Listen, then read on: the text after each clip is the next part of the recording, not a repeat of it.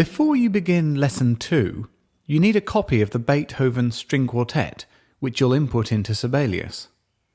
This is included in the appendix of your core curriculum book, but it would probably be easier to print out the PDF or Sibelius file called Beethoven Complete, so that you've got separate pieces of paper in case you need to refer to the book. These files are found inside the Core Resources folder that you copied to your hard drive in a folder for Lesson 2. Having just started Sibelius, I'm in the Quick Start. Click on the New Score tab because this time we're going to create a score from scratch.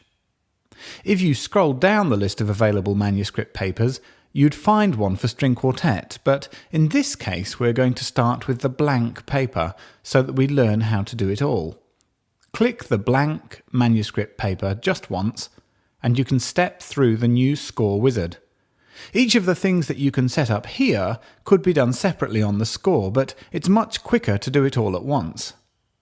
Set the page size to the standard size for your country, probably A4 or letter, and then click on the Change Instruments button. You used the Add or Remove Instruments dialog box several times in Lesson 1, so adding the required violin 1, violin 2, viola and cello should be a piece of cake.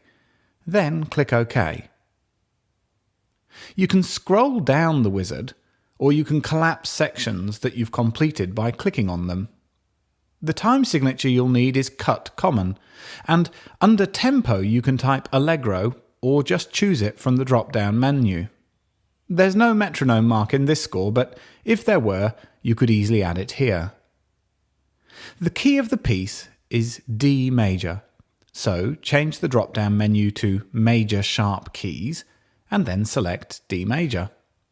Last but not least, you can simply call the piece String Quartet and attribute it to Beethoven, or you can fill in all of these details if you like doing that kind of thing.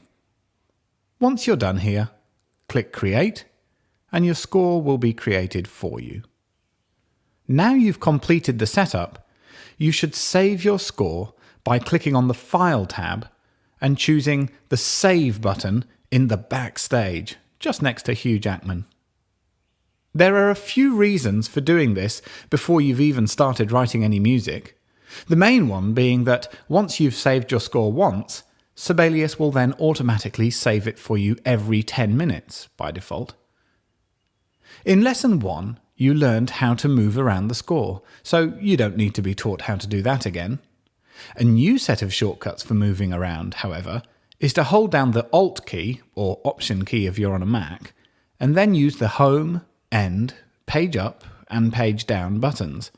The effect of holding the Alt or Option key is that it makes the score move in much smaller increments than if you don't hold that button. There are also some useful controls for getting about your score quickly in the Edit group of the Home tab under the Go To button. You can quickly jump to any bar or any page number of your score. Now you're ready to start adding music to Sibelius.